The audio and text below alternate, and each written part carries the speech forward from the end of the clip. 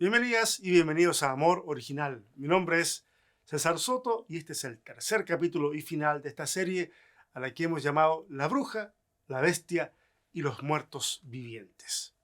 Ya hemos hablado de la Bruja de Endor y de cómo el escritor de esta narrativa deja en clara evidencia que, Saúl nunca debió haberse sentado en el trono de Israel. Pero también aprendimos que, ojo, no somos tan distintos a Saúl. Y al mismo tiempo recibimos la invitación de aprender que no debemos desesperar, sino aprender a escuchar a Dios. Es un extraño escuchar a Dios aun cuando pareciera que guarda silencio. Bueno, eso fue la primera semana.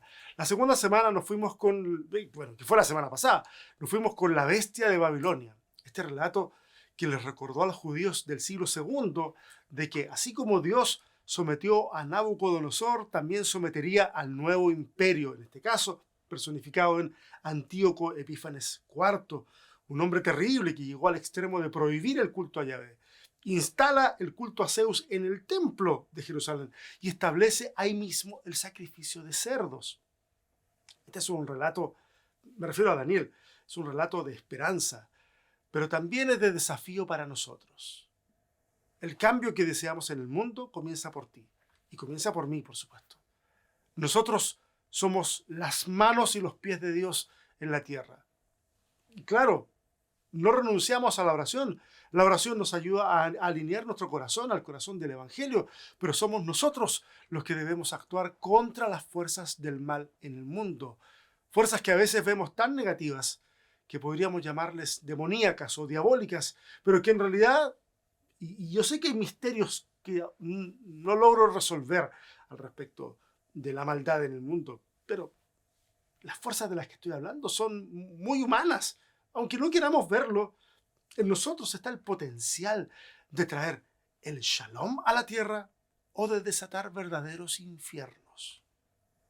Bueno, pero ¡Aún hay más! así es, hoy es el cierre, hoy es el tercer capítulo, cierre de esta pequeñísima serie, tres capítulos, nunca había hecho una serie tan corta. Pero luego de esta serie se nos viene Eucaristía el 3 de noviembre, así que dispongan su corazón para compartirlo en ese día tan especial.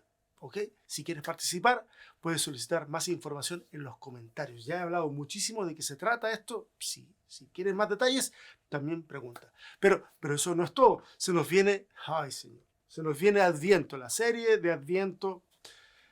Y la serie de Adviento nos está recordando que tenemos que prepararnos para decirle adiós a este 2024 y darle la bienvenida a un nuevo año increíble. ¿A dónde se fue el 2024? Ok. Al capítulo de hoy le he titulado Los muertos vivientes invaden Jerusalén. ¿Alguien se acuerda de esta escena de la película Guerra Mundial Z? Ok, ¿qué pensarían si yo les dijera de que esa escena no es la primera historia de zombies entrando a Jerusalén? Claro, por supuesto, la que tengo en mente probablemente tenga menos presupuesto y efectos especiales, pero ojo, es bastante respetable. ¿Eh? Okay. Vamos al texto bíblico. Mateo capítulo 27, vamos a tener una lectura un poquito saltada. Verso 45 y después vamos a ir al 50 al 54. Desde el mediodía toda la tierra quedó sumida en oscuridad hasta las 3 de la tarde. Jesús entonces, lanzando otra vez un fuerte grito, expiró. De pronto la cortina del templo se rasgó en dos de arriba abajo, la tierra tembló y las rocas se resquebrajaron. Las tumbas se abrieron y resucitaron muchos creyentes ya difuntos. Estos salieron de sus tumbas y después de la resurrección de Jesús entraron en la ciudad santa, donde se aparecieron a mucha gente. El oficial del ejército romano y los que estaban con él vigilando a Jesús, al ver el terremoto y todo lo que estaba sucediendo, exclamaron sobrecogidos de espanto. Verdaderamente, este era Hijo de Dios. Por supuesto, como les dije, me permití obviar algunos versos porque mi intención es solamente pintar la escena, ¿okay? El cuadro, presentarlo, en la que están sucediendo estos eventos que vamos a ver el día de hoy. El verso 45 nos habla de una especie de eclipse. Y digo una especie de eclipse porque lo más probable es que no se quiera describir el fenómeno en términos astronómicos, sino en términos teológicos. Esta es una penumbra curiosamente anticlimática. No me refiero al clima, sino a la forma en que se desarrolla una narrativa. Es como anticlimática porque comienza al mediodía y se prolonga hasta el momento en que Jesús muere 3 horas después. Una penumbra que marque el clímax, si estoy pensando en términos de cinematografía, habría sido mucho mejor dejando en oscuridad todo al momento de la muerte.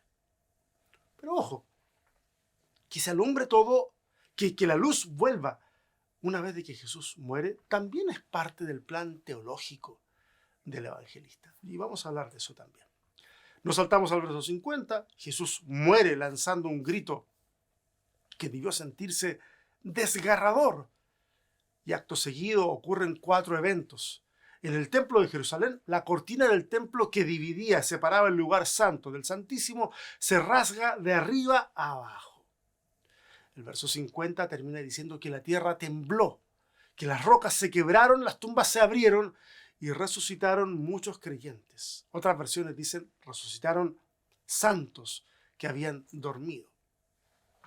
Por favor, recordemos cómo es que dice el texto en la versión que leí hoy. Las tumbas se abrieron y resucitaron muchos creyentes ya difuntos. Estos salieron de sus tumbas y después de la resurrección de Jesús entraron en la ciudad santa, es decir, Jerusalén, donde se aparecieron a mucha gente. Ok. Resumen. Se oscurece al mediodía, la hora en que más luz debe haber. Después de 3 horas de agonía, Jesús lanza un grito desgarrador. Se rompe el velo del templo, la tierra tiembla, las rocas se parten, las tumbas se abren y muchos salen resurrectos de esas tumbas y se van a quedar a las afueras de Jerusalén hasta la resurrección de Jesús. Entonces van a entrar a la ciudad y se les van a aparecer a mucha gente.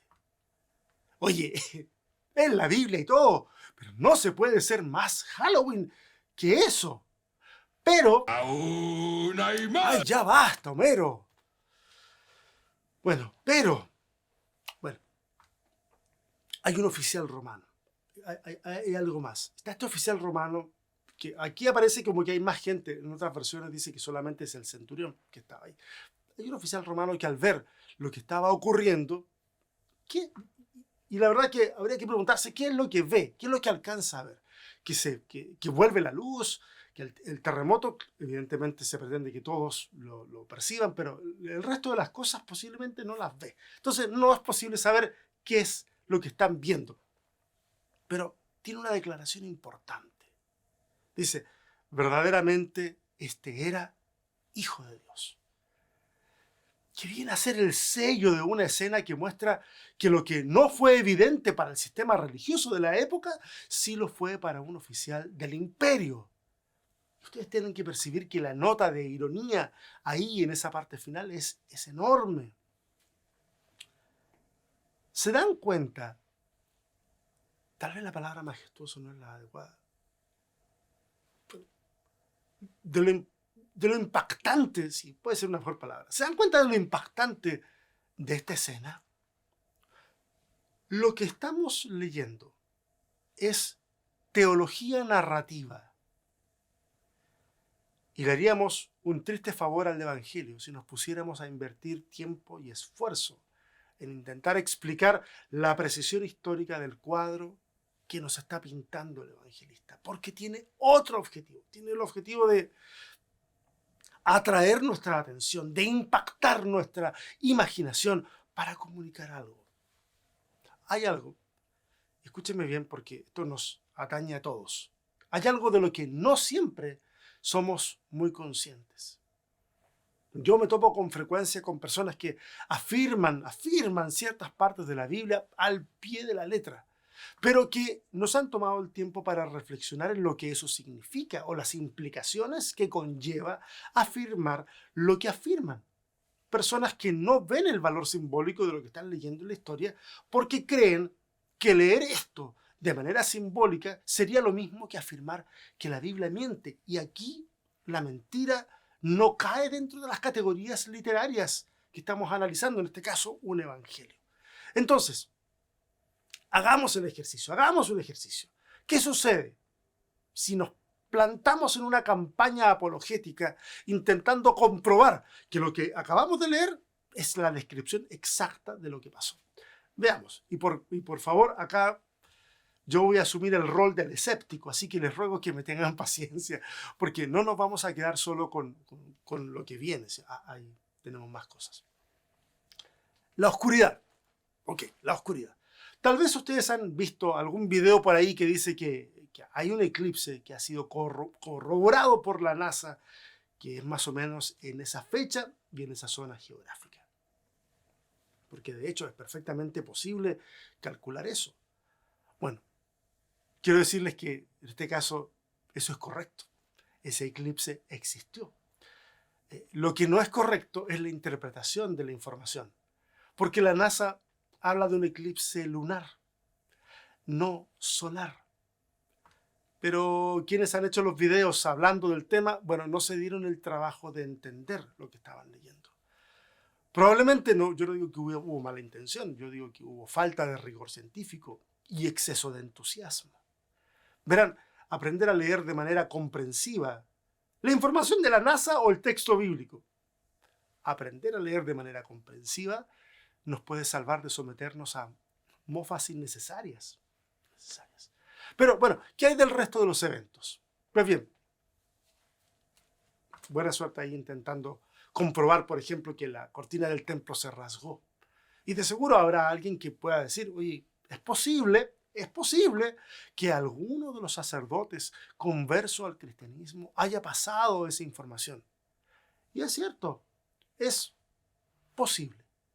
La pregunta es, bueno, ¿es necesario tener que defender el evento haciendo uso de una explicación que simplemente debe caer dentro del campo de las posibilidades?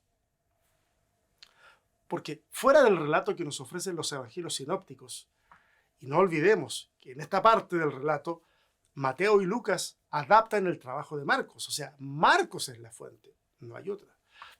Y de hecho, no hay otra y no hay otra. No tenemos otras fuentes que confirmen un evento así. No hay una bitácora del templo o algún registro histórico que tendría que existir, porque algo así no habría sido una cuestión menor, habría requerido un protocolo especial para reemplazar la cortina, lo que habría llevado consigo una tarea de traer esa tela de otro lugar, los rumores del asunto se habrían regado como pólvora, el servicio en el templo habría sido suspendido por un tiempo indefinido, eso debió haber quedado registrado. Pero bueno, ¿qué hay del temblor? ¿Qué hay de las resurrecciones? Bueno, acá la cosa, por supuesto, no sé si se complica más, pero está más difícil, porque para empezar, no tenemos registros ni judíos ni romanos de que existiera un terremoto en la zona de Judea durante el siglo I. Y bueno, y hasta ahí llegamos con las evidencias, porque no tenemos nada más. Y en el caso de los resurrectos, ok, ¿qué debemos pensar? ¿Qué debemos pensar si queremos defender que algo así, tal cual, ocurrió? Que es una narración muy sui generis de Mateo. ¿Qué debemos pensar? ¿Que acaso, a ver, juguemos con la imaginación, ¿es que acaso esos muertos vivientes luego siguieron con sus vidas hasta que murieron de nuevo? ¿O desaparecieron al momento de la ascensión de Jesús? ¿O a lo mejor se volvieron a enterrar en sus tumbas? ¿Habrán resucitado con su carne descompuesta, al estilo de Thriller de Michael Jackson, o con su carne restaurada, como si todo estuviera en perfecto estado? ¿No creen ustedes que un evento de ese grado habría impactado, habría quedado plasmado dentro de los registros folclóricos de los judíos? Digo, no pasa todos los días de que entra a Jerusalén gente muerta y que hable con la gente. Mira. Si para defender la historicidad de un evento en la Biblia tengo que construir un andamiaje enorme que me exige hacer un acto de malabarismo hermenéutico e ignorar varias banderas rojas que el sentido común levanta en mi mente mientras estoy haciendo ese intento, entonces probablemente estemos usando una metodología incorrecta. El cuerpo nos está avisando que estamos usando una metodología incorrecta y es posible que en el proceso, en todo este proceso en donde nos queremos convencer de esto, estemos empujando a nuestra audiencia, sea esta ustedes o mi familia o la congregación, no sé, estemos empujando a nuestra audiencia a hacer compromisos intelectuales que no necesitan hacer. Entonces, bueno, alguien puede decir, bueno, César, nos quitas toda la magia del relato. ¿Con quién nos quedamos? Entonces, ¿cuál es la propuesta? Hay una propuesta. Esta es la propuesta. Respecto de la oscuridad, los evangelios muestran que Jesús en su última semana de vida ha condenado al sistema religioso por estéril y corrupto. Ese sistema será juzgado. La penumbra a mediodía es teológica. Son varios los lugares en el Antiguo Testamento en donde el oscurecimiento del sol se menciona como un signo de juicio. Tal vez el más claro sea el de Amós 8:9, en donde es la misma nación de Israel la que sufre ese juicio por parte de Dios. Acontecerá en aquel día, dice Jehová el Señor, que haré que se ponga el sol a mediodía y cubriré de tinieblas la tierra en el día claro. Lo afirmo una vez más, la penumbra, la oscuridad, la tiniebla es teológica, no astronómica. Ahora respecto a la cortina, si ustedes van y ven Éxodo 26 y 27, se describe el intrincado sistema de cortinaje del tabernáculo, un sistema que luego fue reemplazado en muchos casos por paredes, no obstante, cuando ya fue el templo. No obstante, algunas cortinas sí permanecieron, entre ellas la que separaba el lugar santo del lugar santísimo, un espacio al que solo tenía acceso el sumo sacerdote.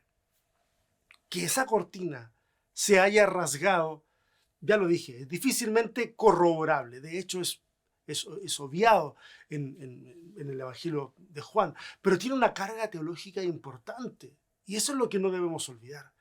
El sistema religioso del templo ha sido juzgado. Sus días están contados. El sistema que mostraba que el acceso a Dios era mediado por un sistema sacerdotal ha llegado a su fin. No olvidemos que, como bien lo saben muchos y muchas de ustedes, en el 70, después de la era común o después de Cristo, la ciudad de Jerusalén fue sitiada, sus murallas destruidas, el templo saqueado y convertido en escombros. El Evangelio de Marcos, escrito probablemente a mediados de la década del 70, y el Evangelio de Mateo, escrito unos 10 años después.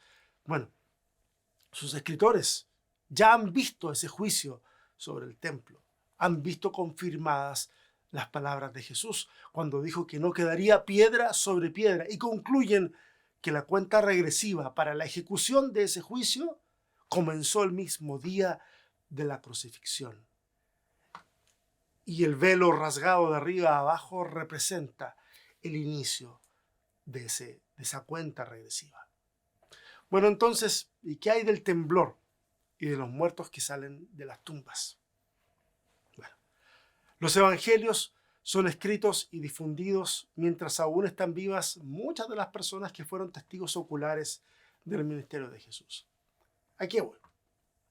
A que habría sido muy sencillo levantar una polémica frente a un terremoto que no recuerdan haber vivido, o a la aparición de personas resucitadas deambulando por Jerusalén. Pero ya lo he dicho, al punto de sonar majadero, esto es teología narrativa. Conviene preguntarnos entonces, si la oscuridad tiene un antecedente en la Biblia hebrea, si las cortinas representan este acceso restringido mediado por el sistema religioso. Bueno, ¿hay algo en la Biblia hebrea, algún antecedente que nos haga pensar que acá hay una reinterpretación cristológica en el caso del terremoto y de estos muertos que se levantan? Y estuve escarbando y creo que acá hay dos textos que preceden esta narración. Uno en una de las cartas de Pablo y otro en la Biblia hebrea. Veamos lo que dice la Biblia hebrea, Ezequiel capítulo 37. Y me dijo, hijo de hombre, ¿vivirán estos huesos? Y dije, Señor, Dios, tú lo sabes. Me dijo entonces, profetiza sobre estos huesos. Profeticé, como me fue mandado, y hubo un estruendo mientras yo profetizaba. y de ahí un temblor. Vayan leyendo comprensivamente.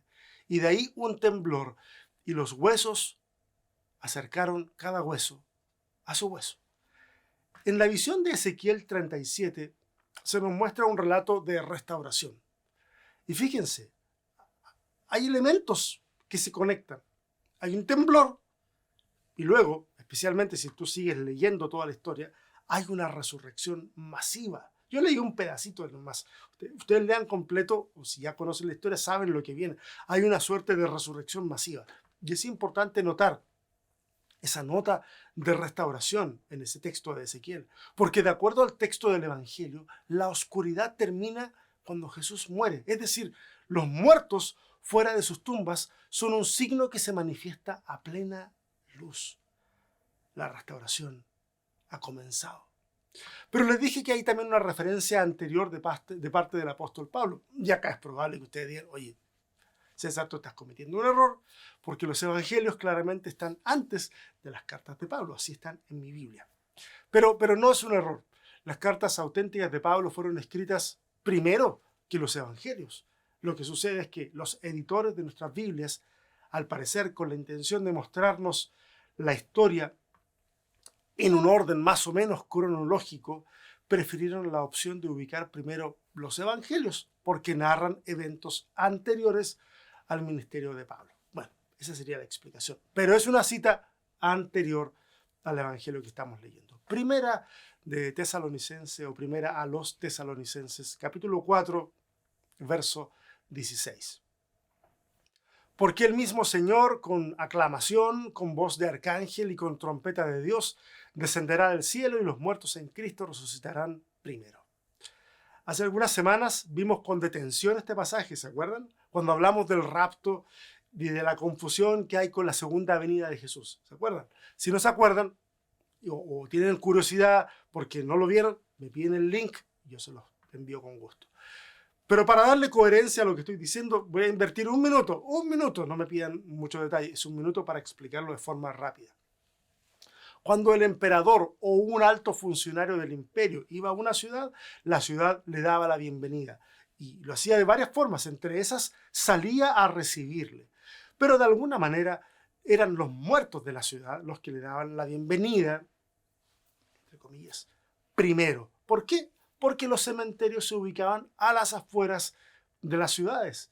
Luego los habitantes de las ciudades salían a recibir a este emisario imperial y entraban con él a la ciudad. Era la llegada de este emisario a la ciudad. No se quedaban fuera, entraban. Ese es parusía. Pablo está describiendo la segunda venida de Jesús en los términos de esa parusía o de la venida de los poderes imperiales. En primera a los Tesalonicenses se usa la figura de la parusía, pero reorientada espacialmente. Como Jesús ha ascendido, la descripción pasa de ser horizontal, que sería por un camino, a vertical. Eso es lo que sucede en la cita de Tesalonicenses. Ahora, ¿por qué digo que acá hay un guiño a esa narrativa que propone Pablo? Porque estos que han salido de sus tumbas ahora esperan al Jesús resucitado y entran a la ciudad, lo que guarda una semejanza extraordinaria con la parusía que describe Pablo. Es como si el escritor de Mateo estuviera diciendo, esta es la parusía, esta es la llegada del reino. A la muerte le ha sido arrebatado el poder. Es como si Mateo estuviera anunciando de manera anticipada la segunda venida de Jesús. Y es muy interesante eso. Una vez más, estamos leyendo teología en formato narrativo. Pero bueno, ¿qué significa esto para nosotros? Porque finalmente, si no solamente son datos y una aproximación crítica, pero ¿qué significa para nosotros? O sea, aparte de entender que no se trata de cuestiones factuales, sino de metáforas que nos comunican algo más profundo. Pues, ¿qué significa para nosotros?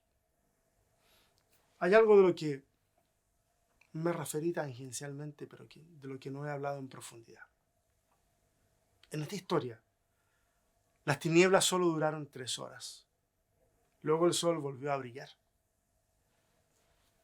Y mira, yo sé que la tradición ha visto que la destrucción de Jerusalén fue la respuesta de Dios por haber rechazado a Jesús.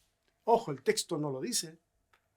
No lo dice. Jesús habló de un juicio sobre el sistema religioso, pero no a raíz de que le rechazaran, sino a raíz de que el lugar que se suponía tenía que ser un espacio que facilitara la comunión de Dios con su pueblo se había corrompido hasta sus cimientos. Y esa misma corrupción sería el germen que les llevaría a la destrucción de la nación.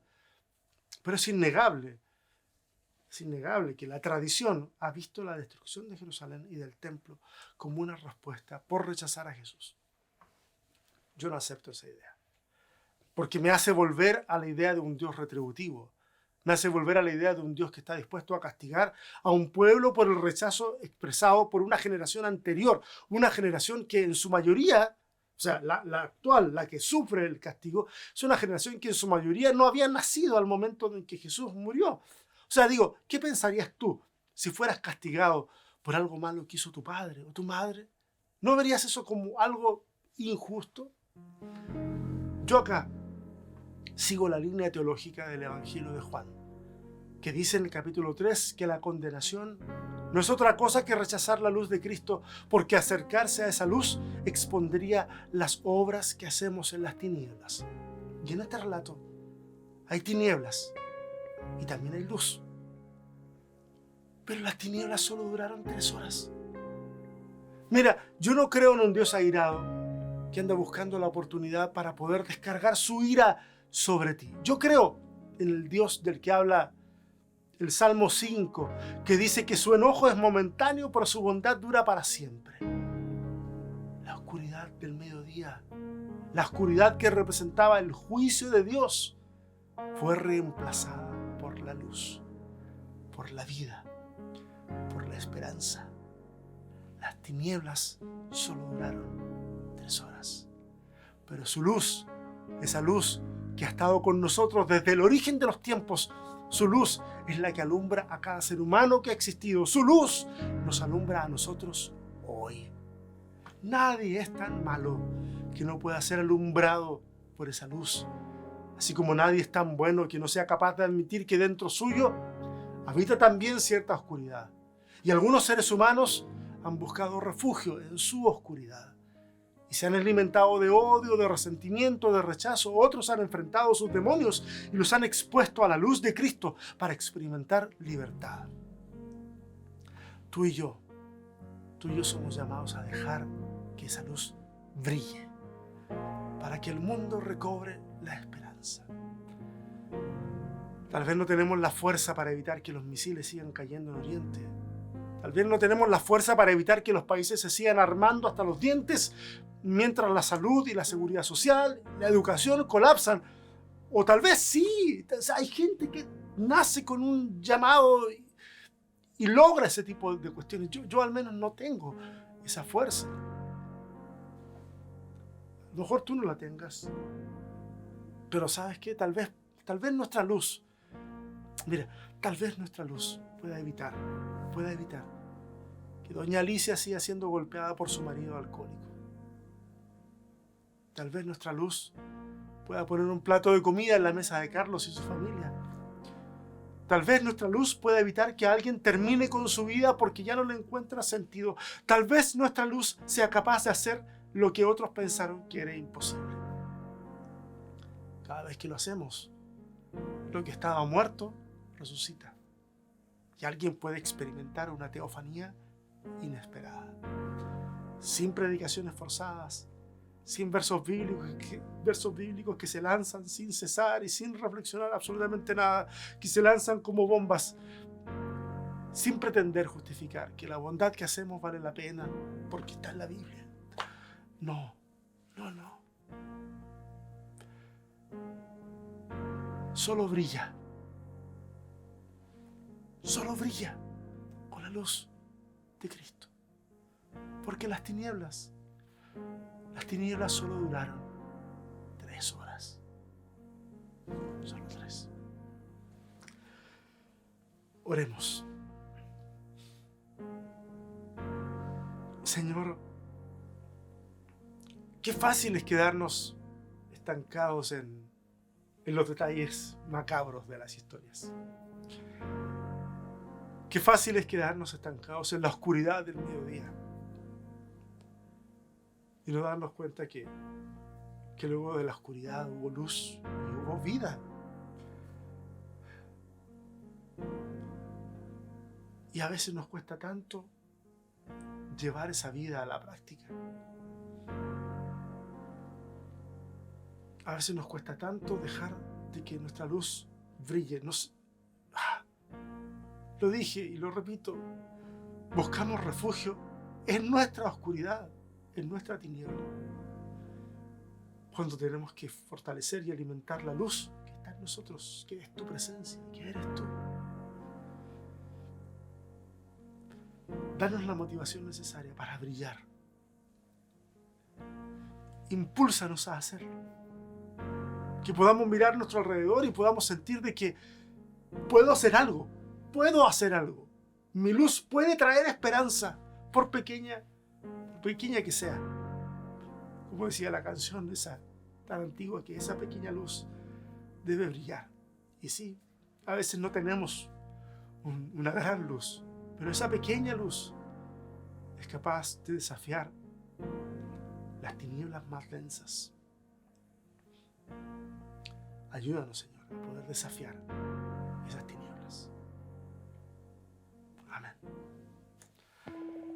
Y a ustedes muchas gracias por haber dedicado el tiempo para poder estar con nosotros en esta serie.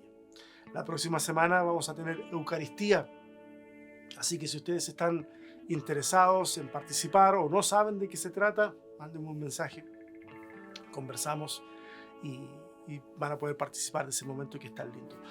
Aprovechen de darle like a este video, de compartirlo, suscríbanse a nuestro canal de YouTube. Todas esas cosas nos ayudan muchísimo a nosotros para poder extender el mensaje que estamos queriendo traer aquí en Amor Original. El día miércoles vamos a tener nuestra conversación comunitaria y espero que hayan muchas cosas interesantes de las cuales hablar. Siempre es interesante, valioso y ciertamente muy reconfortante escucharles a ustedes en esa conversación, porque esta es una parte de la conversación. El resto se completa los miércoles cuando conversamos sobre lo que se habló acá o lo que despertó en el corazón de cada persona lo que se habló aquí.